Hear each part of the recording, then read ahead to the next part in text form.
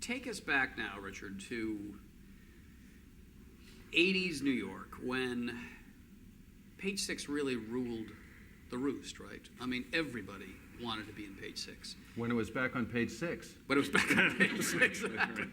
And how aggressive were you guys as reporters then? Or was the old system still in place where the publicists went out and in order to get hits in your column would just feed you all the good stuff? I think that there were fewer outlets for gossip in those days, and so we sort of became a clearinghouse, and a lot of this, it's sort of just spread out now, and there's so many different magazines and some bloggers and TV shows, and so I think it was sort of easier in a way because we were one of the few people who were doing it. Mm-hmm. But I think we were aggressive compared to most news outlets. I mean, you know, a lot of people just weren't doing what we were doing. Because we were like, I think one of the first columns where we were actually reporting, like we hear a tip and then aggressively call people up and try to track it down.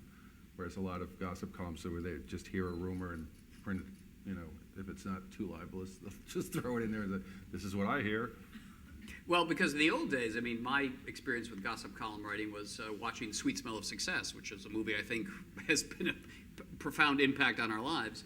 And if you've seen that movie, you see the press agents, they send all the tips. And the deal, George, it always seemed to me, back in the days when newspapers really had all the power, was that if you want to be in the George Rush column, if you want your client in the George Rush column, the entry fee is a little bit of dirt about somebody else. Mm-hmm. Is that not the way the game worked? Yes, so it is written. So it should be.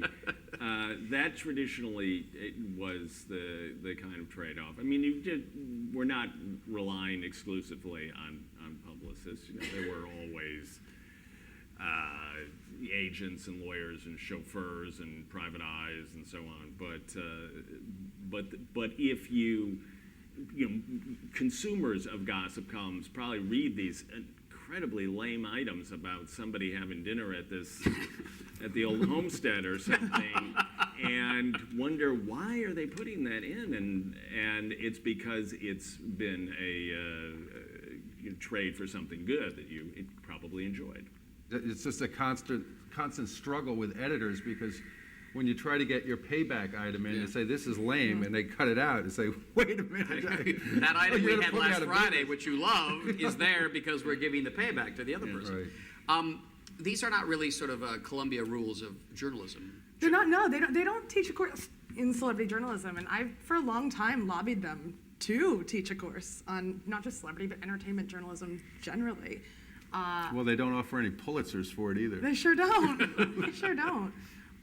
What's interesting about the celebrity ecosystem now, as I've seen it change, is that there's less of that kind of tit for tat going on now that celebrities can release all of their own information on Twitter and their Tumblr, and they have this direct communication with their fans. They don't necessarily need the favors from the gossip columns or the celebrity magazines the way that they used to.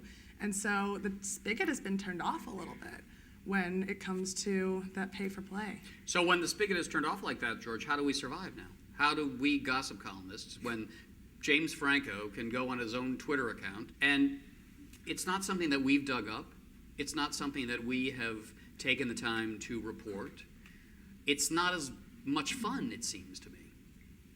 Yeah. It is for us. No, I think, first of all, you know, I am a recovering gossip columnist, having tried to go through rehab. But what I see is that we are all gossip columnists now, and everybody has the means of production for, you know, entertaining their followers through the device in their hand. And the only reason I think that it behooves gossip consumers to still read Richard's fine column is because he's a pro. He has networks of sources that you don't have. he can get people on the phone that you can't get and check out things that, and so it's not like there isn't a lot more competition than there once was, but there is still, I think, a pleasure in knowing that the information you're reading might be true. It's now you can say anything about anyone, and just the outrageousness of certain places is gratifying, but not as gratifying as no, it's actually, you can take to the bank.